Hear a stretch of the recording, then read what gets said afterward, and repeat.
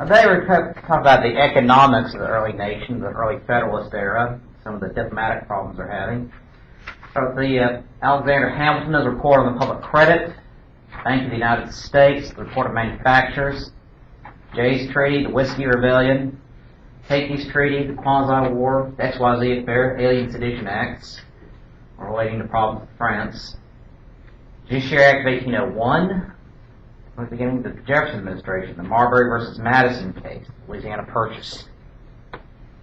Have questions, any of those? Okay. Let's go back to page 206. Alexander Hamilton.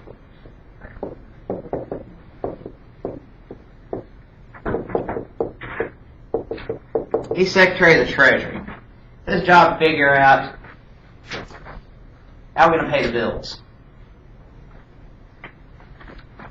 How is the nation going to be able to take care of its most basic financial needs? Because the U.S. is a new country. It has no credit abroad, very poor credit at home, half bankrupt. So how do you turn the United States from this isolated, undeveloped country way on the other side of the world with no money into a self-sustaining power? How are you going to do that? Well, see, you could just leave it to the free market, but then what would happen? The U.S. has no markets. The U.S. has been cut out of the British system. Foreign nations will trade the United States only with very high tariffs that basically have choked off any trade. The United States, so financially, economically, and politically and militarily weak, that look just at the market, there's not a lot of hope for the United States. Just wither away. There are not a lot of guarantees in 1790 that the United States one day is going to be the most powerful nation on earth.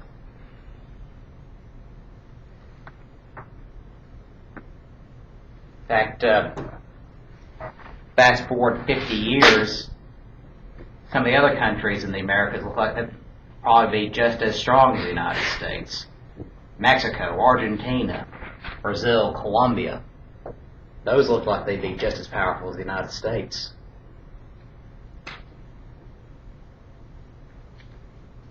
But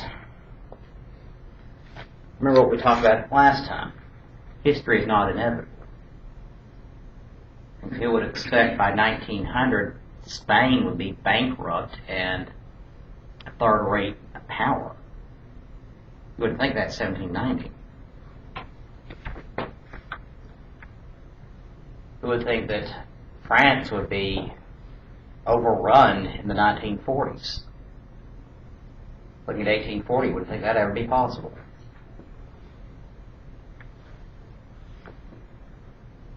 Who would ever think the United States and Britain would be very close allies?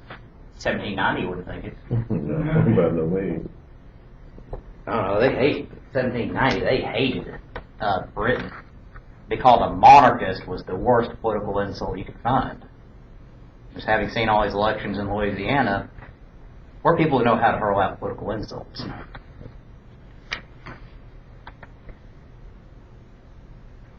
So it means you're going to have to take action as a nation to build up your infrastructure, build up your finances. Because if you want to survive as a nation in what is a very difficult and very dangerous world in 1790, it means you've got to step up to the plate and start making some big decisions. You can't depend on someone else to start making all the decisions for you. You've got to make that decision yourself. So Alexander Hamilton, that's his job. Like I said, he had been born to a planter family in the Bahamas, came to the United States or colonies as a young man, fought with Washington, was his right-hand man for several years. Washington trusted him implicitly. Said Hamilton's only fault was that he's a little too arrogant, and like I say, he liked dating other men's wives, which would get him in trouble later. But none of that takes away from the fact that he's a brilliant economist.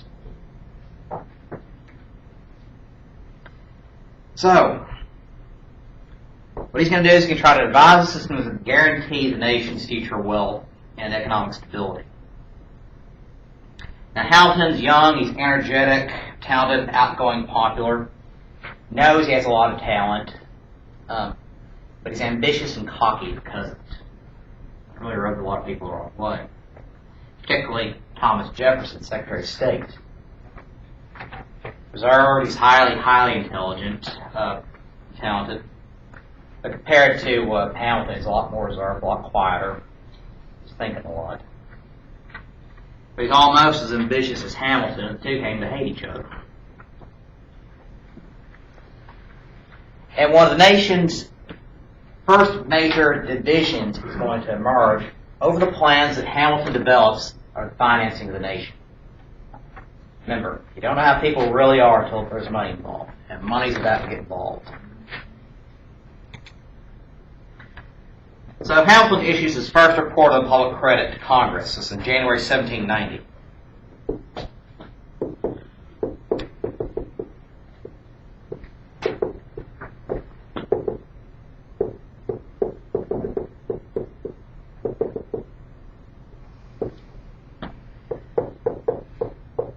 Two recommendations, both highly controversial.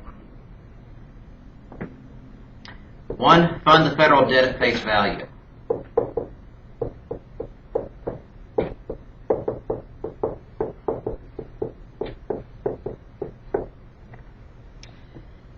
Now, what does that mean? The government has a lot of debt, but as to bankers help finance the American Revolution, foreign countries, and the soldiers from the American Revolution. You just couldn't pay them back. So people who had bought bonds and loaned money to the government during the war, what the government did is it gave them these basically big IOUs, certificates of indebtedness they're called. Basically, the government saying, I promise to pay you this much in X number of years. But what Hamilton's saying is, offer them a little bit more for their debt. Say, look, tell the American, look, you waited this long. If you trade in these debt certificates in for something else, we'll give you a better deal, and we can pay for it. So basically, trade debt certificates for interest-bearing bonds.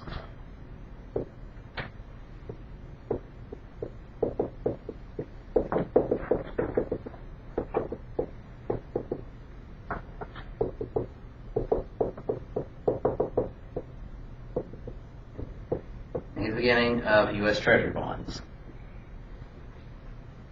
This will provide revenue for the federal government and help pay off the debt and will make money for investors. Basically say, okay, you get this government, I owe you $50. Trade this in for a government-bearing bond. In 20 years, this $50 will be $100. Right. So on and so forth. And if you got the money to spare, might as well. This is basically the way that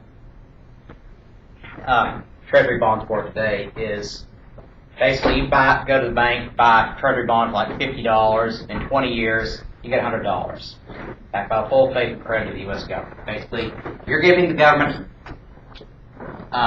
money to operate, and in return, they'll pay you back in 20 years your money plus more. Right.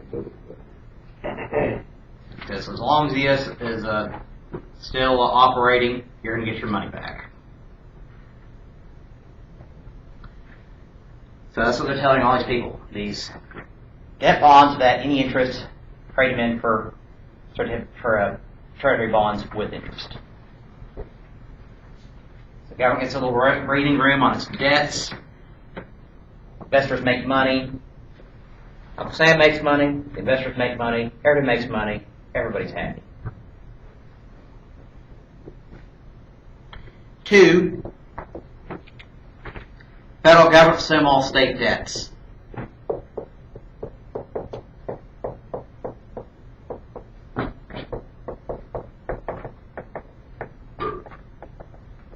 that is a tune of $21 million. About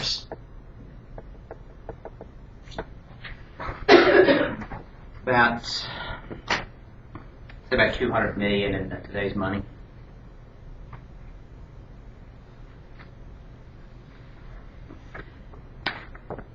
Now, this is controversial for a couple reasons. One, these debt certificates are being held mostly by veterans of the American Revolution. Just average guys working on the farms, the shipyards, and they've been promised this money by the federal government. Well, when this report comes out, a bunch of speculators seeing this decide to go out and find as many of these people as they can and trade these debt certificates for like pennies on the dollar so they can get these debt certificates and trade with the government for these interest-bearing bonds. But the veterans really realize what it means. So the veterans, they have this piece of paper they think is worthless, but the speculator knows it's worth a lot more than this. It's worth twice its face value. So this made a lot of people upset, insisting that the original holder of the debt certificate should be the one paid, not the speculators. It happens today. Exactly. Not everywhere. The same puzzle. Yep. But this one here, federal government assumes all state debts. Hey, it seems like a good deal if you're very deeply in debt, but there are several states that didn't have very much debt, and some that paid off their debt, and others who literally just taxed their people, living daylights out of the people to pay off their debts. Remember Shays' Rebellion? Mm-hmm. Massachusetts legislature raised taxes so high that people were in open rebellion because the state was trying to pay back its debts. So now you've got a lot of states that are upset that have worked very hard to pay back their debts. They're feeling upset because there are a lot of states that didn't work as hard to get their debts, or basically didn't tax their people so highly, and they're upset about this. What Hamilton's trying to do through this, though, is by assuming all state debts, he's trying to get the federal government stable and on a paying basis. Basically, he's trying to get the financial community to back the new federal government. Instead of worrying about just, say, debts, financial situation of Pennsylvania or New York, worry about the federal government. Because that's who's paying back your debt. That's who's paying back your treasury bonds. That's who's making you money. Get the financial community to back the federal government. Basically, have them place a bet on the security and the stability of this new government. Make it work. Put the money behind it.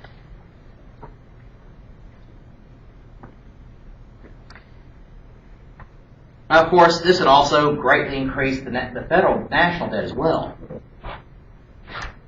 But Hamilton says in his report, that's not necessarily a problem. Yeah, people have debts, but you'd rather not have debts, but if you do, it's not the end of the world. What he's saying is that having a small national debt, the government could exert its taxing power. That's the way you're going to pay back this debt. Interest-bearing bonds, assumption of state debts, old debts left over from years before, taxes. Of course, how are taxes going to help the economy? Very simple. Depends on what you tax. Remember, people make money in different ways, and they spend money in different ways. Very simple. For example, suppose you're in Vermont.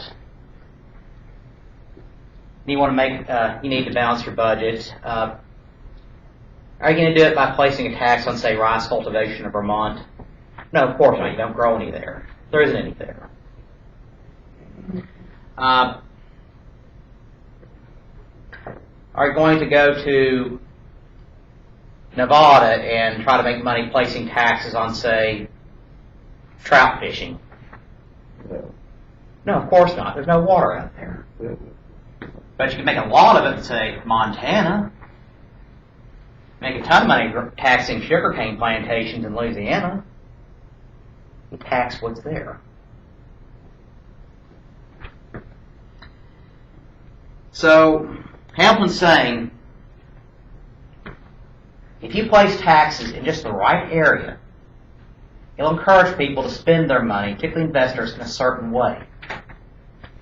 And by doing that, this national debt could actually help spur growth in industry and the economy, help the nation grow infrastructure that it needs to survive and develop.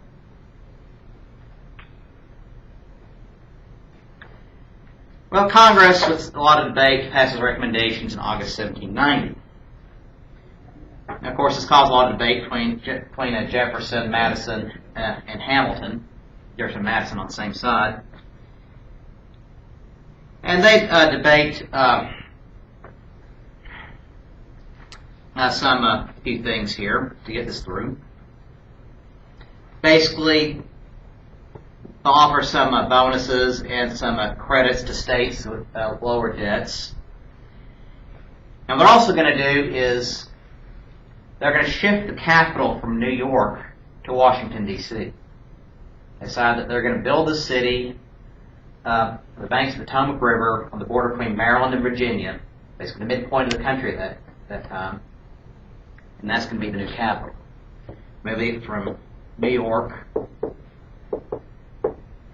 It's been 10 years in Philadelphia.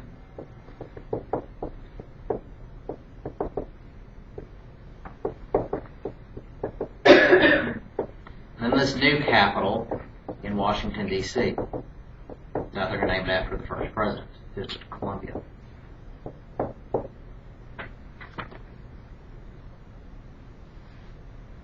So we've had three national capitals in our time. Philadelphia during the American Revolution, and briefly during the Federalist era. New York for a brief period, and Washington, D.C. ever since. Now, a little later in 1790, Hamilton comes out with his second report of public credit.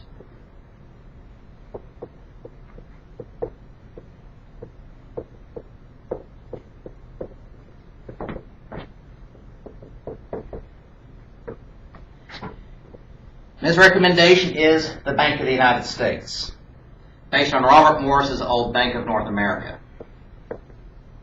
Hamilton believed it was a good idea. They need to try it again.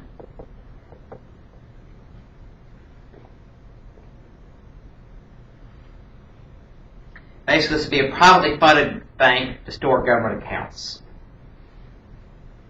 Hamilton believed that banknotes is, State that again. I don't know if everybody called you a privately funded. Privately funded bank. Not a federal fund. Federally funded. Right, okay. Basically, the federal government's putting up it, making its own bank. Okay.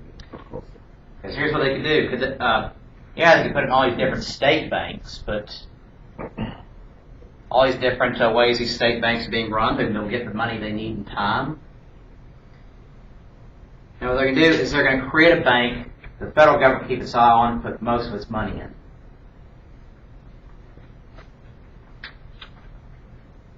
Hamilton believes that the banknotes they issue, basically, banks have gold and silver in their vaults. They print off basically dollar bills as to represent that, basically payable to bear on demand, $1 at the Bank of the United States, something like that.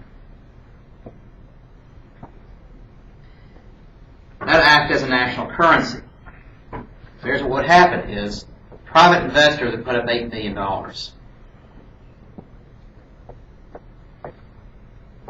Federal government put up $42 million. Basically about 84% of the financing. But the government only named 5 out of 25 directors of the bank. Private investors named 20 out of 25 directors. Now, immediately, there are a ton of objections to this. James Madison argued there was no constitutional basis for a bank. He said, nowhere in the Constitution does it say you can establish a bank. But Hamilton explained is what they called an implied power.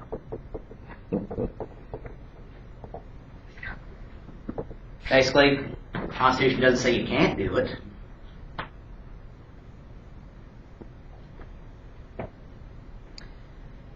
But several objections for it. For one thing, the federal government's putting up most of the money.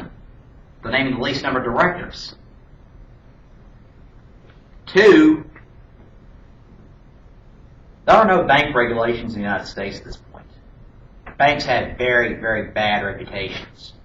Are very poorly run, they go out of business very easily. While the United States government is trying to create its own bank. Basically hoping that people with some type of a business sense will be running the thing, making decisions on its finances. So, a lot of people are worried about how this bank's going to be run. A lot of speculation. Basically, banks have the same reputation as floating craps games at this point. If banks over-leverage themselves, can get their money back, they went out of business. And anybody who had money in that bank lost everything in it. It's the same way it was to the 1930s. If a bank went bankrupt, you lost your entire life savings. And the federal government's putting everything it has into it. Another reason, third, usury. A lot of people felt loaning money for interest was a sin. Going back to the Bible. But that's how banks work. Is you put in your money, bank takes that money, loans it out to people, and what they charge for loaning that money, the interest rate, that's divided between the bank and the depositor. What Hamilton's arguing, though, here is, you got this bank here. That $42 million, it's just sitting there in a coffee can in Alexander Hamilton's backyard. It's not doing anything for the country. Put this money in the bank. Have this bank take that money, loan it out all over the country. To people building businesses, to building new docks, ports, people building their own banks, people building all sorts of other businesses, buying farms, buying land, states and communities building roads and bridges and everything else. Basically, that money can be used to build the country. States, communities, private investors who are looking for the money to get their project off the ground, they go to the Bank of the United States to get that loan. They can build whatever they need. Basically, build the infrastructure of the country, provide the financing for it. Because that financing isn't just going to spring out of the ground. That's a lot of money, $42 million in those days. And Hamilton's saying that will build this country. Question. Yeah. So, but the banking system still has the same concept today as far as the way that the money operates, as far as loan out, interest back.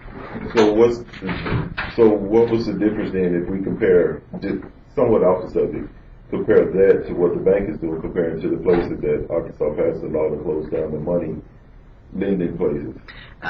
Good point, because they're making interest money off this. The federal government's saying, we'll only be building this country, but we'll be making money off the interest coming in. Correct. Now you got these payday loan places here, fast forward many years. Right. Arkansas, in its state constitution, has limits on how much interest a bank or institution or individual can charge. Because before the 1874 Constitution was written, Arkansas farmers were devastated by the high interest rates being paid back to creditors and banks and everything else. And so they wrote the Constitution, you can only charge so much interest.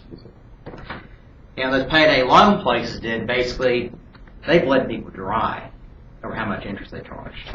Not just interest on payday loans, people basically people trying to get a little bit more money back for the next, so they can pay their bills before their next paycheck comes in.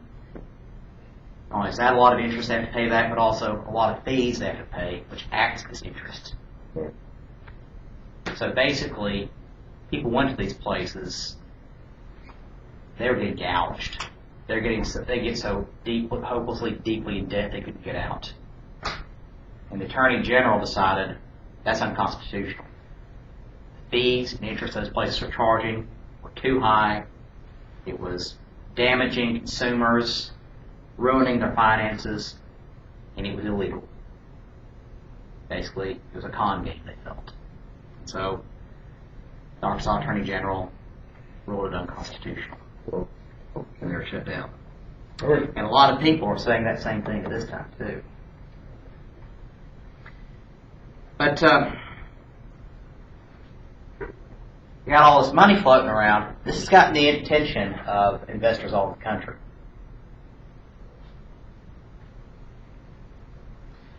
But because of the dangers of making this place, no regulations. No one say you can't make dumb loans. You can't put this $42 million into buying swampland in South Carolina. And there are people, bankers who actually are dumb enough, they do something like that. Remember the three basic emotions on Wall Street: greed, fear, and greed. People make bad decisions based on the idea they can make a lot of money real fast. For example, that guy who bought out that pharmaceutical company and charging this pill from $13 a pill to $750 a pill. Yeah. I thought it was a good business decision. I said, not only is that guy that be run out of town on a rail, but this happened just a couple weeks later, or just last week. This competing company said that, well, we can produce a generic version of this drug, some modifications, and charge it just for $1 a pill for it. Basically, this guy has everything into this one company. It's completely destroyed his reputation in the pharmaceutical industry, medical industry, and the general public. And his competitors came out and said, oh, guess what? We can do this for a fraction of the cost. This guy's going bankrupt. The whole country's going to laugh at him for it. See? Karma. Got him. They got him. I heard about that. Somebody was telling about that. They got him. Like, God. Yeah. It was. Yeah. They got The guy just looks like somebody's about to go to jail. But yes, karma works. See, greed will catch up to you eventually. People are worried about that at this point, but saying, well, some federal direction behind it, this isn't going to happen. So Congress reluctantly approves his recommendations in January 1791. So you have a Bank of the United States now. His third recommendation comes from the Report of Manufacturers in December 1791.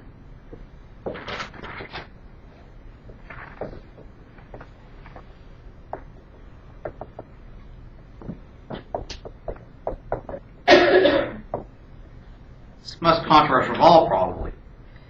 Said the nation to be self-sufficient industrially in just a few years by a careful taxation and debt management. What it poses is a series of protective tariffs and industrial bounties.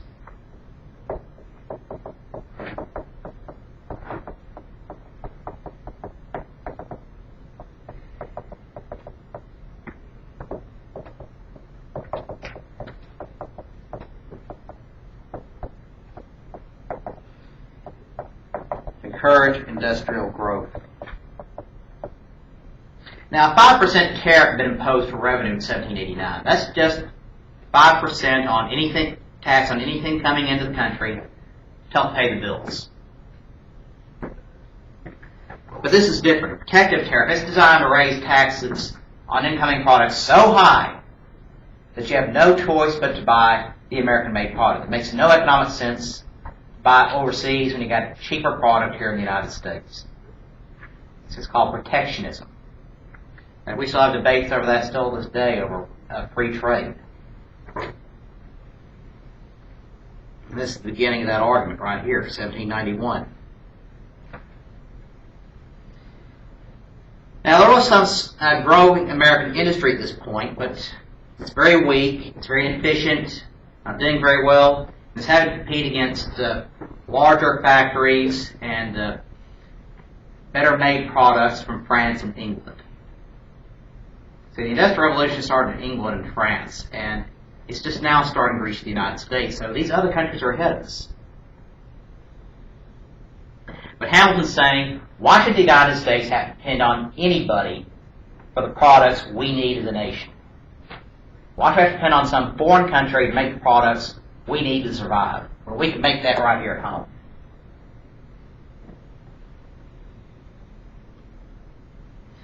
So, Hamilton argued careful planning, these protective tariffs and industrial bounties would shield American industry from foreign competition, giving it the time and space it needed to grow.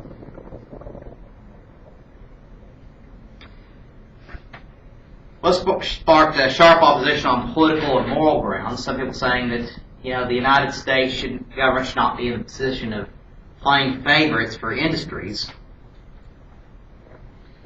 And Madison opposed it, saying this could consolidate all power in the federal government. Basically, the industry is kind of big enough and powerful enough, they'll have to depend on the federal government to keep them in business. But what's going to end up happening, though, is this isn't going to pass initially. First protective tariffs aren't going to come along until the 1810s, after the War of 1812. And the United States is going to go from being a very weak, almost inconsequential industrial power in 1790 to 1890, a century later, being the #1 producer of manufactured goods in the world. Just 100 years, that's going to happen. Yeah. That's for another course. Mm-hmm. But Jefferson is coming forward. He's opposing this for a different reason. You see, he hates cities. Felt that the larger industry leads to the growth of cities, and he'd seen what the results of this had been in France. These people come in from the countryside looking for work, and they came to the cities, and they're half-starved, homeless, unable to survive. Jefferson's disgusted by this growth of urban poverty and wanted the United States. So what Jefferson believed in was something called the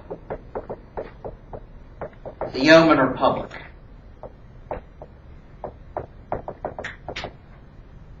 Basically, a nation of small family farmers. So the U.S. has enough land that everyone can have their own farm. They'll produce their own food. They're not starving. They can basically be self-sufficient. Nation of people who depended only on themselves. Basically a very romantic vision of farms, but he believed the U.S. could be a land of plenty where everyone had everything they needed and were self-sufficient, and not depend on the factory owner for jobs or someone else for a paycheck. Right. So you've got this sharp rift rising between Jefferson and Hamilton on these basic issues. And political parties end up developing out of that. So you got Jefferson. He believes in the Yeoman Republic, farmers, self-sufficient people. Rural life. And you got Hamilton. Hamilton's kind of an elitist, but he believes in this technological urban future.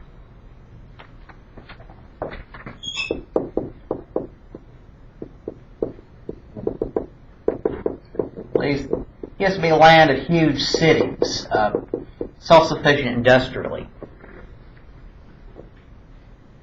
and careful finance and high finance and investing, basically guiding the U.S. He says no. The average man needs to be able to live his own life, be independent and self-sufficient. Hamilton says, no, let's look to the nation as a whole. So this is where political parties start to emerge. Jefferson has this agrarian vision for the nation, one of the simple farmers.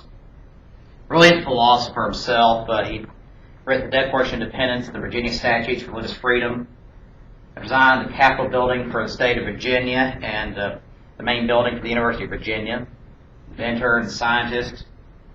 He's not opposed to manufacturing, but feared the rise of price of profitless wage of labor to depend on others for livelihood. I said, quote, those who labor in the earth are the chosen people of God. So labor in the earth are the chosen people of God. Now Washington tried to stay above this partisan mess. George Washington is the only president ever to belong to a political party. They leaned a little more towards Hamilton. parties are starting to emerge. They're kind of nebulous at this point. Basically, you're just belong to a party because you call yourself a member of that party. But it's becoming more apparent by the 1790s, by the mid-1790s. Now, Washington in general opposed political parties. He felt that that statecraft and governing shouldn't be this constant tug of war between two factions, one always trying to crush the other. So he feared lead to corruption and division of communities, putting neighbor against neighbor. Yeah, thank God that never happened. But he believed the nation's capital shouldn't be a place where people emphasize their differences, but rather should be a place where people come to resolve their differences. People from two factions, or people with different backgrounds or different interests, come to sit together, to reason together, to come to a common solution. See, for Washington, compromise was not a dirty word. Compromise was what was the lifeblood of a republic. That you needed consensus, you need to agree on certain principles, and you need to come to a common understanding to live in peace with your neighbor and keep the nation and community functioning. So you needed that cooperation. You need that compromise. But now go to Hamilton. Hamilton hated anarchy, loved order. Often talked about how he admired the stability of English society, which got him into a lot of trouble. Jefferson, on the other hand, hated tyranny, loved liberty, believed in, had absolute faith in common man. So followers of Jefferson and Madison come to be called, initially, the Republicans. Now, that is not the same as the modern Republican Party. This is actually the beginning of the Democratic Party. Okay. Normally they'll call themselves the Democratic Republicans, the name sometimes seen in your book. Sometimes the Jeffersonian Republicans.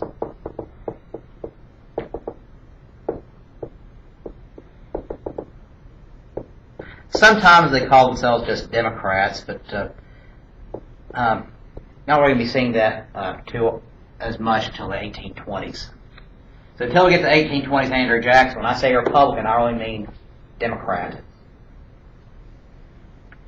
Now, Hamilton's party, which was a little bit earlier, Federalist Party. But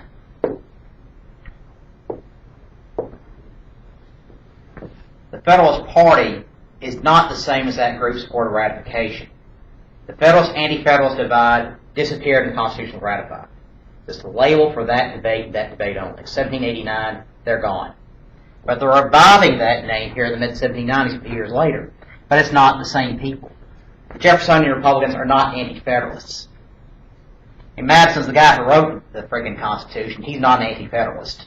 But he agrees with Jefferson on certain ideas. How should the government be run now? And they are calling themselves Jeffersonian Republicans. Federalists, basically saying we're supporters of the Constitution, but they're not the same group. You've got anti-federalists in the Federalist Party. And basically it's just the name they're using. But contrarily, for the Jeffersonian Republicans are the modern-day Democrats, the Federalists are not the modern-day Republicans. Different group. Okay, let me pass this sheet for you here.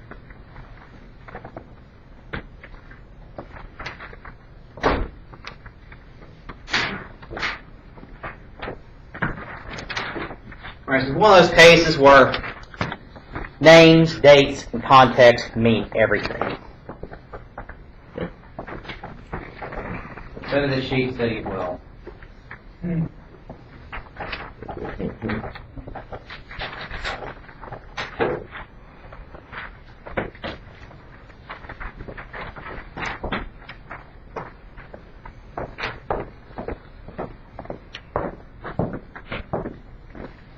Now, what happens in the Federalist Party is you have the first two-party system in the United States, Jeffersonians versus Federalists.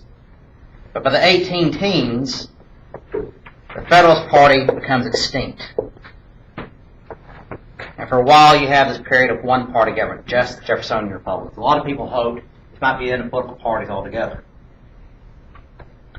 But by 1824, the surviving political party, the Jeffersonians, split into the Democratic Republicans and the National Republicans.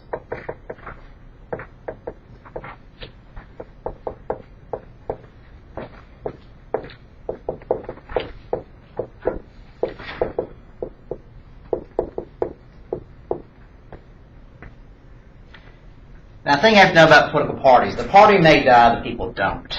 And there's some moving around here, some Federalists kind of wandering into the Democratic-Republican camp, some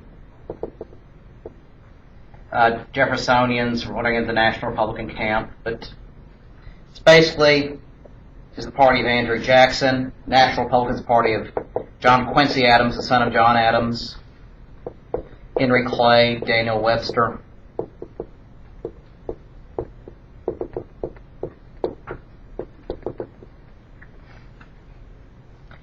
And by the late 1820s, 1830s, you have the Democratic Party. This is the second political party system. The National Republicans start calling themselves the Whig Party, the old British Liberal Party, basically opposing what they called the reign of King Andrew I, saying Jackson's acting like a dictator. Jackson managed to alienate a lot of his own people. But he has some Whigs kind of crossing over, becoming Democrats, some give and take here and there, but party identity was a lot more stable than what it is now. You're basically, once you start voting, calling yourself a Democrat or a Whig, you stayed that the rest of your life. Like so you didn't switch parties back and forth. Politicians especially, they stayed in one political party. They danced with who brought them. Well, the Whig Party gets like the 1850s, and they become extinct. There were an act called the Kansas-Nebraska Act. And out of that, a new party emerges, the modern-day Republican Party. The Democratic Party continues, and it's been Democratic versus Republican ever since. Now, some Northern Whigs became Republicans, some Northern Democrats became Republicans. Yet some Southern Whigs became Democrats. But basically, it's been Democrat and Republican ever since. But remember, it's the Democratic Party. Democratic is an adjective. Like say someone is a member of that party, Democrat is a noun. It's not Democrat Party, it's Democratic. But since you do have these division here, Democratic versus Republican, remember, how people stood on issues at different points in history can be very different. They're speaking to their constituencies of that time period, not of the constituencies that might emerge in 2015. So these guys might take a completely different stand on an issue if they were alive today.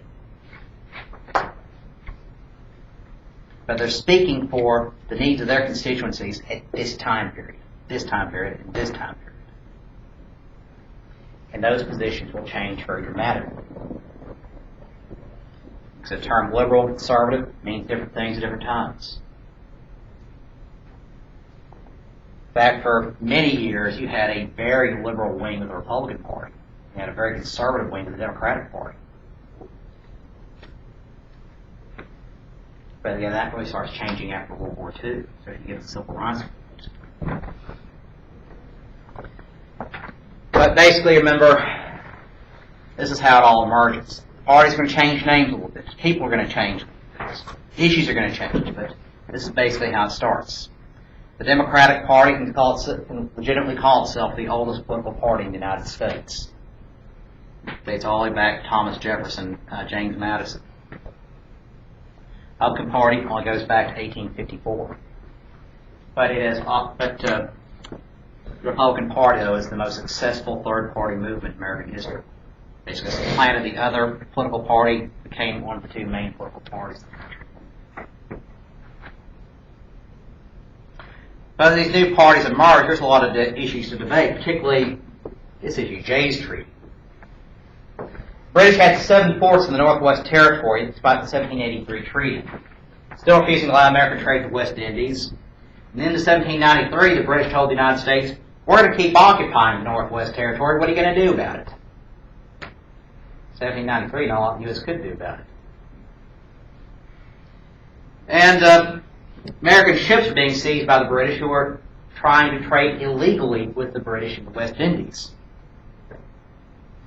So, April 1794, John Jay is sent as a special envoy to Britain to try to negotiate with Great Britain, structure to get the British out of the West, secure reparations for American losses to American shippers, compensate for those slaves who were taken by the British in 1783.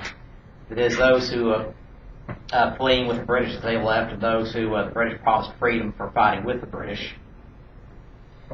And also get a commercial treaty legalizing trade with the U.S. and British West Indies. Well, at this point, England's at war with France. And Jay had to accept the British definition of neutral rights, called the Rule 1756. This trade prohibited in peacetime cannot be opened in wartime. So under Jay's treaty, British gained most favored nation status, and basically regular trading status. French ships would not be allowed to be outfitted in American ports. Slaves taken would not be compensated. The American government paid the remaining shipping claims. So the U.S. isn't really getting a lot out of this. The U.S. all it really gets out of this treaty is that the British will evacuate these posts in the Northwest Territories by 1796. Reparations for cargo seized in 1793-94 only. And legalization of trade with the West Indies, but severely restricted. They're saying the British didn't have to do anything.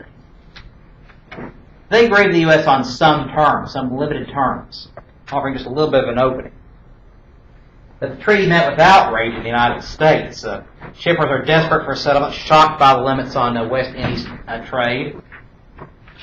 Virginia's outraged by concessions on debts. John Jay's burned in effigy throughout the nation. But the treaty's narrowly proved in 1795.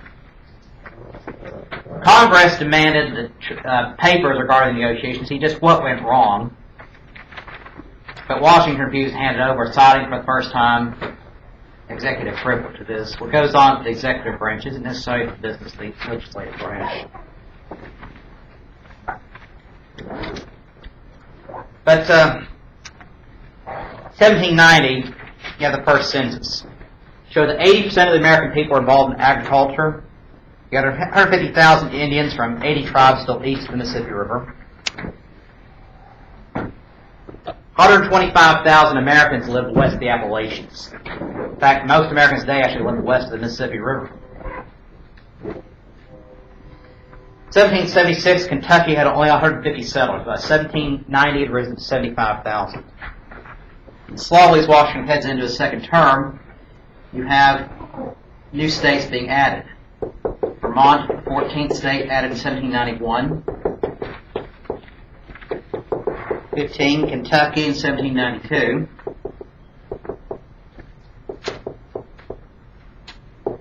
And Washington left office in 1796, Tennessee.